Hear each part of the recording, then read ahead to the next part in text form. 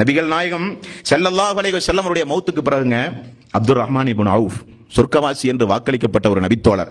அந்த அப்துர் ரஹ்மான் இப்னு அவுஃப் ரசூலுல்லாஹி ஸல்லல்லாஹு அலைஹி வஸல்லம் மௌத்துக்கு பிறகு உயர் ரகமான பேரித்தம்பழம் அல்லாஹ்வுடைய அவருக்கு முன்னால் கொண்டு வந்து வைத்த உடனே அவர் அந்த பேரித்தங்கனியை உண்ணுவதற்கு பகரமாக அந்த பேரித்தங்கனியை கையில எடுத்து வைத்து அப்படியே பார்த்து கொண்டு தோழர்களை எல்லாம் பார்த்து அழுகிறார்கள். அழுவதற்கு என்ன காரணம் சொல்லுகிறார் ரசூலுல்லாஹி ஸல்லல்லாஹு அலைஹி வஸல்லம் நினைவு கூறி, அல்லாஹ்வுடைய ரசூல் எங்களோடு உயிரோடு வாழ்ந்த காலத்தில் ஒரு காய்ந்த பேரித்தம்பழத்தை கூட, நல்ல உயர்ரகமான பேரித்தம்பழத்தை கண்ணால் கூட பார்க்காமல் இறந்து போய்விட்டாரே, நினைத்து நான் அழுகிறேன் என்றார்கள் அப்துர் ரஹ்மான் இப்னு அவுஃப். வயிறாட என்றைக்காவது வகை வகையான உணவுகள் நமக்கு முன்னால் படைக்கப்பட்ட பொழுது நாம் அந்த வாழ்க்கையை என்றைக்காவது நினைத்து பார்த்தோமா? தென்னை தோழர்கள் பசியும் பட்டினியுமாக வாழ்க்கையை கழித்தார்களே. இன்றைக்கு நாம் எத்துணை வகையான உணவுகளை உண்டு வாழ்க்கையை நடத்தி கொண்டிருக்கிறோம். நமக்கு முன்னால் எவ்வளவு வகையான உணவுகள் விருந்து என்கிற வகையில் எடுத்து கொண்டு வரப்பட்டிருக்கிறது. அந்த மக்கள் எல்லாம் 2 பேரித்தம்பழம் 3 பேரித்தம்பழம் 5 பேரித்தம்பழம் எல்லாம் உண்டு உண்டு வாழ்நாள் முழுக்க வாழ்க்கையை கழித்த மக்கள் ஆயிற்று என்று என்றைக்காவது நினைவு கூர்ந்து நாம் எல்லாம் அழுதிருப்போமா? இல்லை. ஆனால் நினைவு கூற வேண்டிய மக்கள் அந்த மக்கள், நினைவு கூற வேண்டிய தூதர் அல்லாஹ்வுடைய ரசூல். அந்த மக்களுக்கு இருந்த கவலை எல்லாம் என்ன தெரியுமா? சௌபான் ரலியல்லாஹு அன்ஹு அவர் ஒரு நாள் அழுது கொண்டே வருகிறார். யா ரசூலல்லாஹ், அல்லாஹ்வுடைய ரசூல் கேட்டார்கள், சௌபானை ஏன் அழுகிறீர்கள்? என்ன முகமெல்லாம் வாடி இருக்கிறது? என்ன பிரச்சனை? என்ன காரணம்? யா ரசூலல்லாஹ், நான் வீட்டுக்கு சென்றேன், உணவருந்தி விட்டு ஓய்வெடுத்துக் கொண்டிருந்தேன், எனக்கு ஒரு சந்தேகம் எழுந்தது யா ரசூலல்லாஹ். என்ன சந்தேகம்? என்ன சந்தேகம் சௌபானே?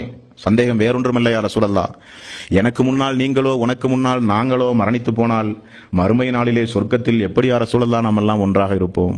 எங்க வந்து உங்களை தேடுறது யா ரசூலல்லாஹ் மறுமை நாளில்? மக்காவில் உங்களை பார்க்க வேண்டுமானால் உடனே வந்து பார்த்து விடுகிறோம்.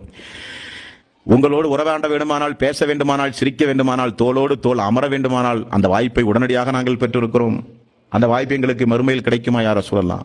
நாங்கள் எங்களுடைய பாவங்களுக்காக அல்லாஹ் நாடி எங்களை நரகத்திலும் உங்களை சொர்க்கத்திலும் போட்டாலும் பிரிந்து விடுவோம். எல்லோருக்கும் அல்லாஹு தஆலா சொர்க்கத்தை தந்தாலும் நீங்கள் எல்லாம் நபிமார்கள் உயரந்தஸ்திலே இருப்பீர்கள், நாங்கள் எல்லாம் சாதாரண மனிதர்கள், அங்கேயும் பிரிந்து விடுவோமே யா ரசூலல்லாஹ், பார்க்க முடியாதா உங்களை மறுமை நாளில்? அழுதார்கள். அல்லாஹு தஆலா وَمَن يُطِعِ اللَّهَ وَالرَّسُولَ أُولَٰئِكَ مَعَ الَّذِينَ أَنْعَمَ اللَّهُ عَلَيْهِم مِّنَ النَّبِيِّينَ وَالصِّدِّيقِينَ وَالشُّهَدَاءِ وَالصَّالِحِينَ. 4வது அத்தியாயத்தின் 69வது வசனத்தை அல்லாஹு தஆலா இறக்கினான்.